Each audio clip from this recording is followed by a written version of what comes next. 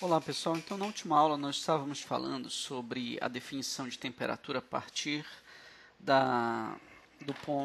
dos pontos de referência de congelamento e vaporização, né, da água, utilizando um termômetro de gás a volume constante, que foi esse termômetro aqui. E nós terminamos falando sobre diagramas de fase, né, onde a água ela tem aí o seu diagrama de fase, onde no caso, se for pressão por temperatura, você vai ver aí os estados bem divididos, né, as regiões do diagrama de fase bem divididos entre fase sólida, fase líquida, fase vapor e as demais fases, né, um pouco menos comuns. E agora a gente vai exemplificar com Vamos de experimento virtual, onde você tem um objeto sólido que pode mudar aqui entre, aliás, a fase sólida ou do argônio, ou do neônio, o oxigênio, da água e de uma interação qualquer. Então, a primeira coisa que você observa aqui é que a temperatura ela está relacionada como eu falei na última aula, ao grau de agitação das moléculas. Logo, a temperatura essencialmente é um fenômeno associado à energia cinética dos átomos, tá? Que a gente vai ver com mais detalhes no decorrer do curso. Mas, por exemplo, se você aumentar a temperatura dessa substância, a primeira coisa que você vai perceber é que a agitação térmica aumenta se você fornecer energia, né? A agitação térmica aumenta, algumas moléculas vão acabar fugindo devido à sua energia ser maior do que, ou melhor, ela está na superfície, a energia cinética aumenta e ela consegue fugir do potencial de interação com o resto do objeto sólido. Observe que, enquanto a união, enquanto os átomos eles ficam mais ou menos na mesma posição, você tem um objeto sólido. Tá? Aqui já começou a derreter um pouco, né, pelo que você observa. Mas se você resfriar o sistema, aqui você tem a temperatura, 6 Kelvin, né? Você resfriar o sistema, você vai ver que os átomos eles ficam mais ou menos na mesma posição, o que caracteriza um objeto sólido. Tá? Se você começa a aquecer e os átomos começam a mudar de posição relativa, você já não tem mais uma fase sólida, você vai ter uma fase líquida, né? E então caracteriza aí uma transição de fase. Os átomos, se você observar um átomo, já está mudando de posição em média aqui, então já diz esse esquema aqui. Se você mudar no caso que é o neônio sólido, se você mudar para argônio, o que mudou? Mudou aqui a energia potencial. Você tem energia em função da distância. E dando um zoom nessa figura, a gente pode comentar o seguinte: quanto mais profundo esse potencial de interação, tá? Essa curva da energia em função da distância, ela pode ser escrita matematicamente, né, como a energia R, né, que vai ser uma função de R. Essa função ela pode assumir diferentes formas. Por exemplo, uma das formas possíveis de representar essa interação é através do potencial de Lennard-Jones, que tem essa forma aqui, onde você tem um termo responsável pela interação repulsiva entre cargas. Observa que esses átomos que se ligam na estrutura estão relacionados por cargas positivas no núcleo e cargas negativas na eletrosfera. Com isso, imagina que você tem também átomos que têm carga líquida mais e outro menos, né? Eles vão se atrair devido à interação de Coulomb, que é representado por termo aqui da interação de Lennard-Jones, pelo segundo termo. No entanto, quando esses átomos começam a se aproximar, as cargas positivas do núcleo elas vão começar a ter um efeito grande de repulsão. Então você vai ter uma contribuição de um termo repulsivo, né, que é representado por essa linha pontilhada azul aqui, certo? Então a soma desse termo repulsivo, representado por esse fragmento da equação, e o termo de atração, né, devido às cargas negativas líquidas, eles vão dar origem a essa que é a constante da de modo que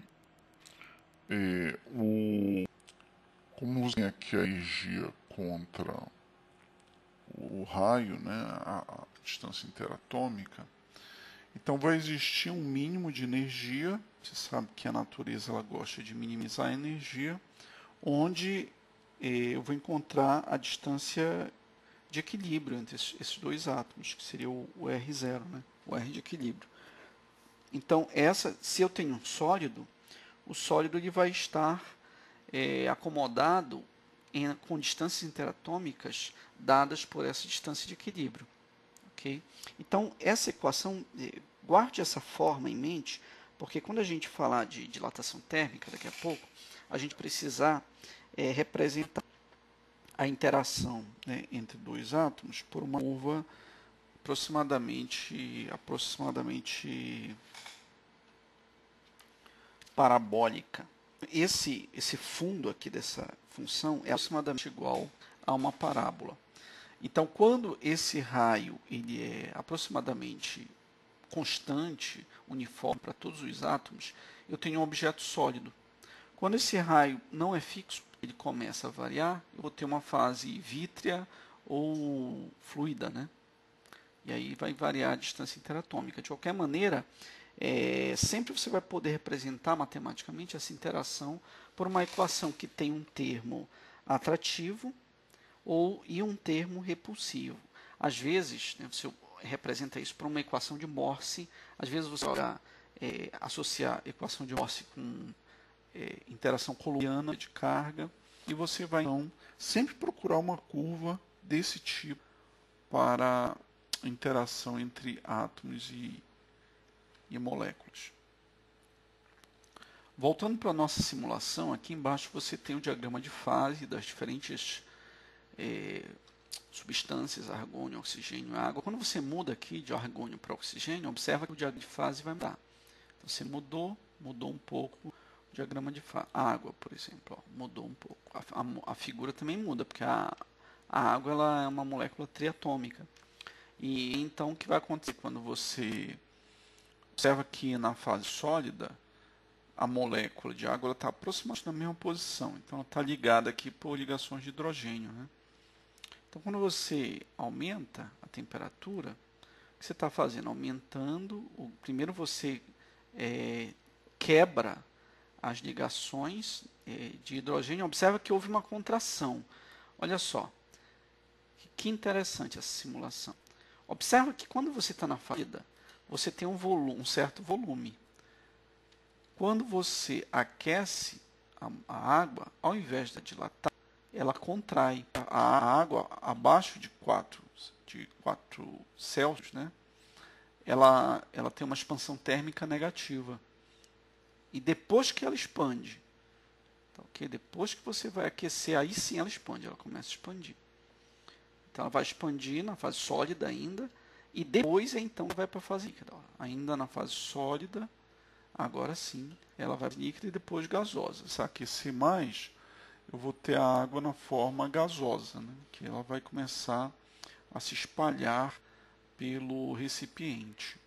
E aí eu vou ter uma alta temperatura, no caso 535 Kelvin. A pressão aqui está 6 atm, mas se eu diminuir o volume, observa que a pressão vai aumentar. 15 atm, quanto mais eu diminuo o volume, mais a pressão aumenta, né? Porque existe essa relação aí entre pressão, volume e temperatura. Observa que se eu diminuo, olha, a temperatura também aumenta quando eu diminuo o volume, ó, certo? 1960 Kelvin, 2700 Kelvin, vai haver uma explosão porque o recipiente não aguenta, né? Mas, de fato, o que eu estou querendo enfatizar aqui é o caráter vibracional da temperatura. E aí a gente vai definir também, em função disso, o calor, que é a energia trocada entre objetos. Se você tem dois objetos a temperaturas diferentes, T1 e T2, então as moléculas desses objetos, né, sejam sólidos ou líquidos ou gasosos, elas estão com agitações térmicas diferentes. Só que quando você aproxima, quando você faz o contato entre os dois, essa energia vai tender a ser transferida devido a colisões, ela vai ser transferida de um objeto para o outro. A energia cinética das moléculas no objeto A, se tiver temperatura maior, vai para o objeto B. Né? Imagina que T1 é maior que T2. Então, o fluxo de energia é de A para B. Então, esse fluxo de energia é chamado de calor, que é uma energia em trânsito. E tem um caráter diferente da temperatura, porque a temperatura é medida pelo mv ao quadrado sobre 2 das moléculas. Tá? O calor ele só existe enquanto houver interação, enquanto não há equilíbrio. O que é o térmico? Vale a gente definir agora o equilíbrio térmico. Quando os dois objetos estão com o mesmo grau de agitação, objeto A e objeto B, estão as moléculas agitando com o mesmo grau de agitação, mesma energia cinética por quantidade, né, de matéria, nesse caso eu vou ter o equilíbrio térmico, então não vai haver necessidade da troca mais de energia cinética, porque o calor ele é energia em trânsito. No equilíbrio não existe calor, porque o calor é a troca de energia, existe a temperatura. Voltando para a nossa animação, então se eu tenho, por exemplo, neônio na fase sólida, o sólido não ocupa orbital, né? Ocupa um volume definido no espaço, mas se eu coloco na fase líquida, ele vai ocupar, devido à gravidade, a parte de baixo do recipiente. Agora, se eu coloco na fase gasosa, ele vai ocupar o recipiente inteiro. Acabei de achar aqui a representação da interação do argônio, por exemplo. Como você tem uma curva de energia potencial, se eu soltar essas duas partículas, a tendência é que elas, se eu fixar aqui, ó, tem um alfinetezinho, se eu fixar uma partícula e soltar outra, a tendência é que elas se atraiam, né? Então elas vão se atrair até a nuvem eletrônica se entrelaçar. Quando a nuvem eletrônica se entrelaçar, vai haver uma repulsão. Ó, aqui eu tenho uma superposição de nuvem eletrônica, só que os núcleos não podem se encontrar, porque eles são positivos. Então, vai haver repulsão. Então, nesse ponto aqui, há uma repulsão muito grande, simbolizada pelo máximo aqui, né, na curva de energia potencial. E, por exemplo, se eu faço essa repulsão muito forte e soltar, olha o que acontece. Tá? É porque eu tinha uma repulsão muito grande aqui.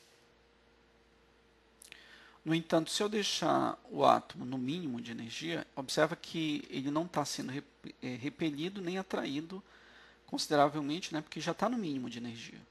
Então, se eu largar esse sistema, não vai haver mudança. Né?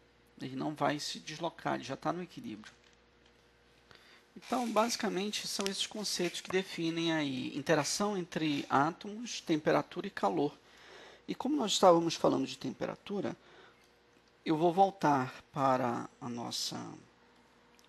dar continuação, né, ao conceito de temperatura e escalas termométricas. E agora a gente vai ver como é que nós convertemos uma escala em outra.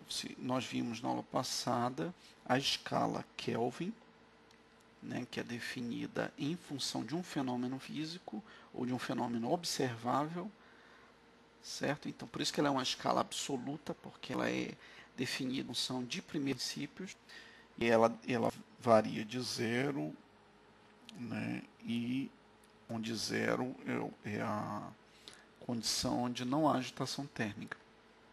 E 273 é o 0,16 é o ponto triplo da água, ou próximo do ponto de congelamento da água. Mas nós podemos também definir outras escalas a partir dessa escala e calibrar a partir dessa escala. Então, por exemplo, como nós podemos fazer isso? Eu vou falar Kelvin, eu vou falar em duas escalas genéricas, em que você tem duas escalas quaisquer que você quer converter uma na outra. E você tem que pegar dois pontos de referência. Normalmente os pontos de referência são o ponto de congelamento da água, né, e o ponto de vapor da água, normalmente. Então, na outra escala, como ela tem valores numéricos diferentes, numericamente eu vou ter o ponto de vapor com um certo número, né, valor numérico, e o ponto de congelamento com outro valor numérico. Mas, se eu usar uma regra de 3, uma regra de proporção, eu posso associar uma leitura na escala x com uma leitura na escala y, apenas utilizando proporcionalidade, usando a seguinte análise, né? x2 menos x1, tá? É a diferença entre o ponto de vapor e congelamento d'água. Uma escala deve obedecer a mesma relação de proporcionalidade entre y2 e y1, que são os pontos de vapor e congelamento na outra escala, tá? Quando eu estiver me referindo a dois pontos de medida qualquer. Então, vamos fazer isso na prática. Na prática é o seguinte: x2 menos x1 está para y2 menos y1, assim como x menos x1, onde x é um valor qualquer, está para y menos y1. Tá? E esse pedaço dividido por esse tem que ser igual a esse pedaço dividido por esse proporcionalmente. Então, a gente pode escrever isso matematicamente dessa forma. Tá? x2 menos x1 está para y2 menos y1, assim como x menos x1 está para y menos y1, onde x2 e x1 podem ser quaisquer dos valores nas escalas que eu quero converter. Por exemplo, na escala Kelvin, x2 é 300 vapor da água e 43. Na escala Celsius, 100 é o congelamento, Celsius, né? E 0 é vapor. Desculpa, 0 congelamento, 100 é vapor. Na escala Fahrenheit, 32 graus Fahrenheit é o ponto de congelamento e 212 é o ponto de vapor. Então, se eu quero converter, vamos usar nossa equação para relacionar as escalas Kelvin e Celsius. Então, se eu disser que x são números na escala Celsius e y na escala Kelvin, então x2 é 100 na Celsius e x1 é 0, e na escala Kelvin x2 é 373, né, que é o ponto de vapor, e y2 e y1, né, y é 273, e x é um valor qualquer em Celsius, y é um valor qualquer em Kelvin, menos x1 que é 0, menos y1 que é 273. Então, se eu evoluir essa equação para x, por exemplo, que eu quero encontrar quanto vale um valor em Celsius, eu vou fazer o seguinte: aqui a diferença dá 100 e aqui embaixo também dá 100 a diferença. Então, 100 por 100 vai dar 1. Então, do outro lado continua a igualdade, de modo que eu posso pegar esse valor multiplicando para o outro lado, e eu posso dizer que um valor em Celsius é igual a um valor em Kelvin menos 273. Aproximadamente, né? De fato é 273, alguma coisa. Faltou a unidade, desse lado é graus Celsius e do outro lado é Kelvin e não graus Kelvin. Não existe grau Kelvin e sim Kelvin, certo? Por exemplo, se eu colocar aqui um valor de 273, que seria o equivalente em Kelvin, menos 273 eu vou ter 0 graus Celsius, que é o ponto de congelamento da água. Agora imagina que eu quero converter qualquer valor em Fahrenheit para qualquer valor em Celsius. Novamente, eu parto, né, da minha relação, que eu comentei anteriormente, onde agora eu tenho x vai ser Celsius e y vai ser Fahrenheit. Então, x2 em Celsius, referente aos pontos de fusão e congelamento, vão ser 100 menos 0, e na escala Fahrenheit, 212 e 32, que isso é tabelado, né? E aí eu vou evoluir para x. Digamos que eu quero encontrar um valor em Celsius. Transformar de Fahrenheit para Celsius. Então, aqui vai ficar 100 dividido por 180. E do lado eu mantenho, né? X menos 0 e y menos 32. Eu posso cortar os zeros, vai ficar 10 por 18, e eu ainda posso dividir por 2. Vai ficar 5 por 9. Então, eu tenho agora essa relação onde eu posso isolar o x, né? Ou seja, vai ficar esse valor vezes esse, ficar 5 nonos de y menos 32 igual a x. É a conversão, né, de graus Celsius para graus Fahrenheit. Se inverter, encontrar o valor y em Fahrenheit, e esse termo vai para o outro lado invertido, 9/5, e esse termo vai somando. Então, o valor em Fahrenheit vai ser essa operação vezes, substituindo aí o valor em Celsius, né? É a operação invertida. Isso vale que a escala que você queira. Tá? Por exemplo, nesse exemplo, o comando da questão, eu vou só mostrar aqui o comando da questão, eu não vou ler. Tá? O que ele diz? Ele diz que encontrou-se aí umas anotações antigas de uma escala perdida, onde sabe-se que 65 graus Z, que é uma escala desconhecida, equivale ao vapor da água, temperatura de ebulição da água. E também sabe-se, né, que menos 14 dessa escala Z é igual a 32 Fahrenheit, que é o ponto de fusão, né, ponto de gelo. Então, ele quer saber quanto valeria nessa escala Z menos 98. Quanto valeria isso em Fahrenheit? A ideia é parecida. Você pode pegar quaisquer dois valores, né, no nosso exemplo. Essa distância da escala está para esta, certo? Assim como essa distância está para esta. Então, a primeira distância vai ser 65 menos 98. Tá? E a segunda distância vai ser, aqui, a que vai ficar embaixo, né? 65 menos 14. Na verdade, ele fez um pouquinho invertido do que eu fiz, né? Ele fez o seguinte, essa distância que está para esta, tá? Ou seja, 65 menos 98 está para 65 menos 14, assim como esta distância está para esta. Ou seja, assim como 212 menos t está para 212 menos 32. Então, colocando as palavras, né, em números, vai ficar desse jeito. E aí você evolui. Tá? Você evolui aqui. Lembra que tem um menos aqui, né? Esse menos é que é a diferença. Aqui é menos 14 também embaixo.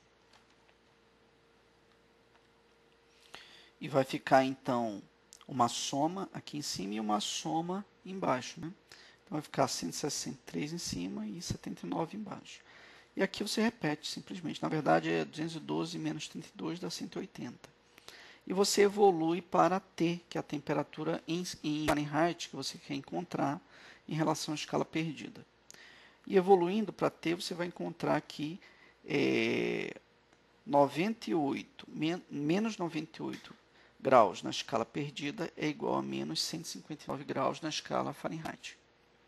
Então, aí é disso, não tem muita física por trás disso. Tem isso, né, de transformação.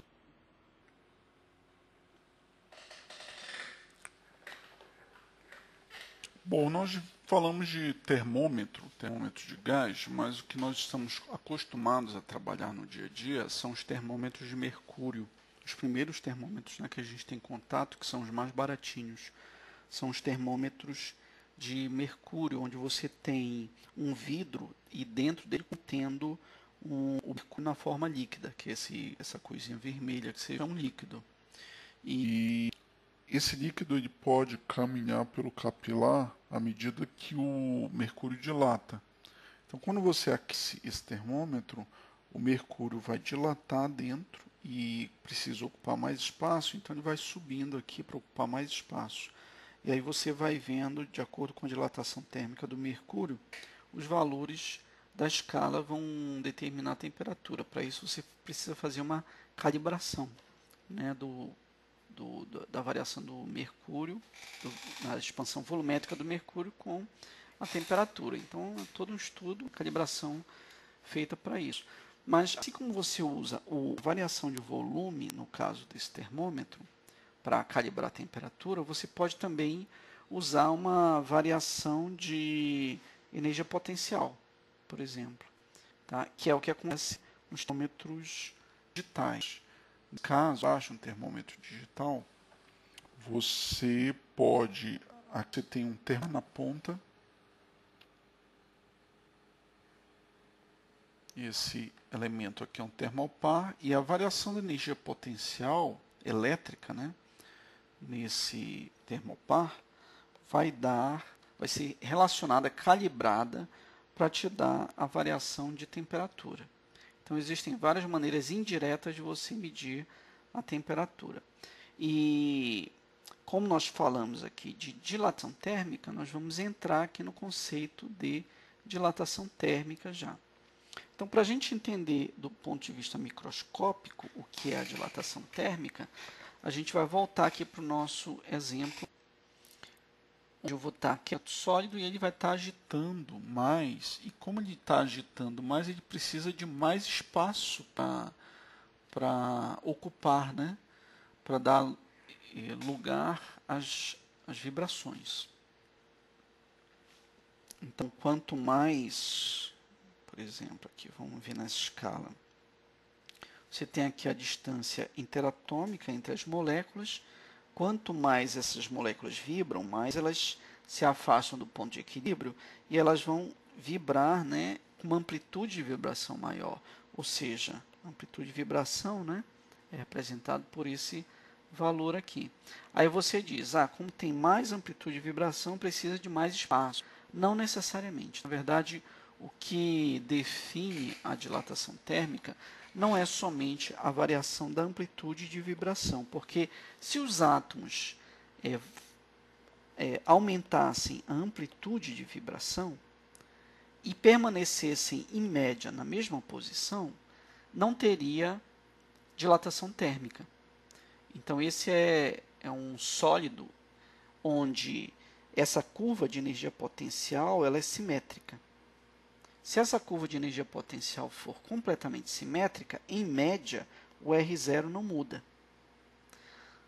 Tá? Ele só aumenta a amplitude, mas o valor médio de R não muda. Então, não haveria dilatação. O que faz haver a dilatação é essa assimetria na interação da energia potencial. Porque quando a energia vai aumentando, tomando maiores valores, o valor médio do raio muda.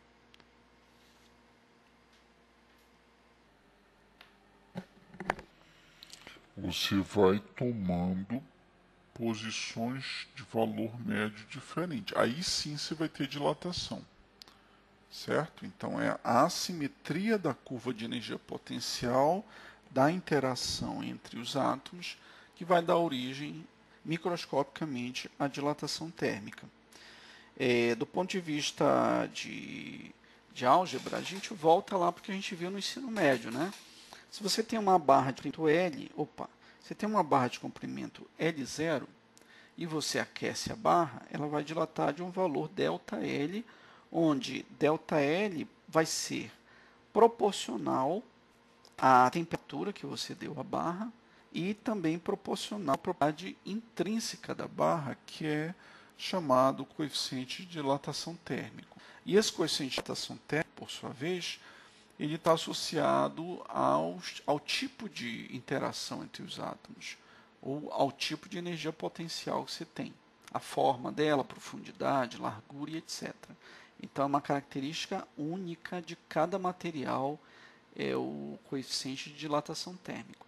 Se você inverter essa equação para definir alfa, jogando ΔT para o outro lado e L0 também, você vai ver que alfa mede a taxa de variação do comprimento da barra em função da temperatura. No caso aqui, esse T não é tempo, né? É T maiúsculo, é temperatura.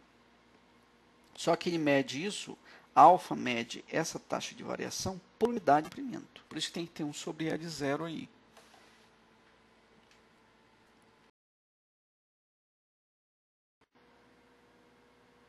Alguns exemplos de coeficiente de dilatação térmico linear são do alumínio, por exemplo, 2,4 vezes 10 a menos 5, latão 2 vezes 10 a menos 5, muito próximos, né? Todos da ordem de 10 a menos 5, tanto faz em Kelvin quanto em Celsius, porque na verdade é uma variação, né? E a variação em Celsius e em Kelvin é a mesma coisa, é igual.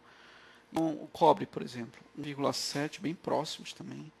O vidro já muda, apesar de ser da mesma ordem, 1,10 a menos 5, ele já muda bastante aqui, é 0,4. Né?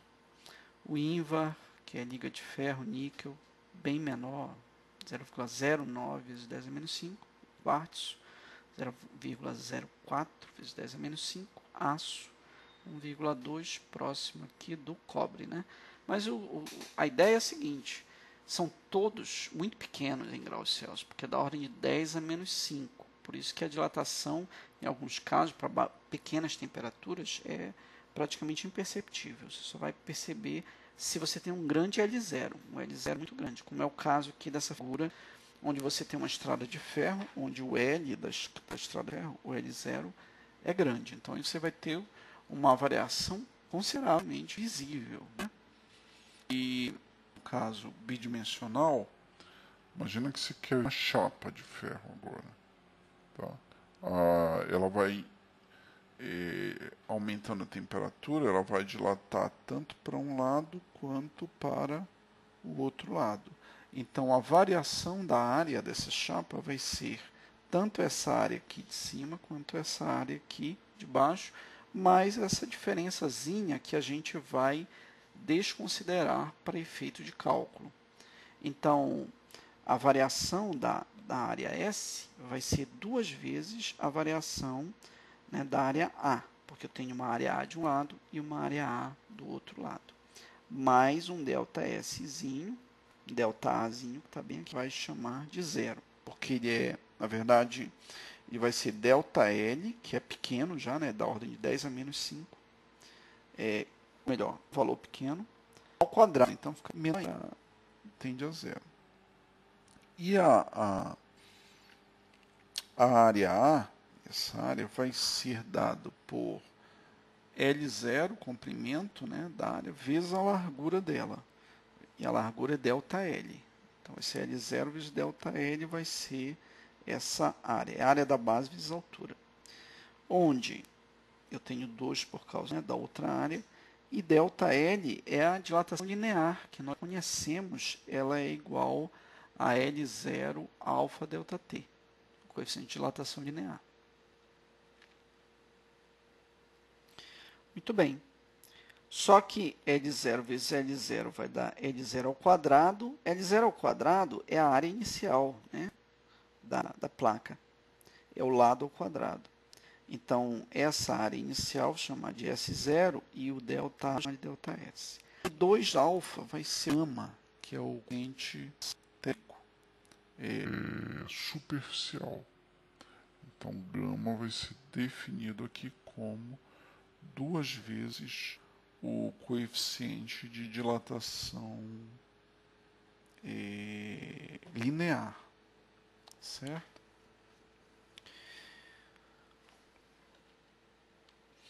O coeficiente de dilatação volumétrico, por sua vez, vai ser parecida a ideia. Você vai ter que definido ir lá para cima para para um volumezinho para cima, né? E mais 2 vezes esse volume, porque você vai ter uma dilatação para um lado e depois para o outro lado também. Então eu vou ter 3 vezes a variação do volume desse cubo, vai ser 3 vezes a variação, o volume de um desses lados aí. Certo? O volume inicial, V0, vai ser L0 ao cubo. Mas a variação desse volume vai ser 3 vezes o volume contido nessa placa, que é a placa que dilatou, né? Só que essa placa ela tem uma área superficial L0 ao quadrado.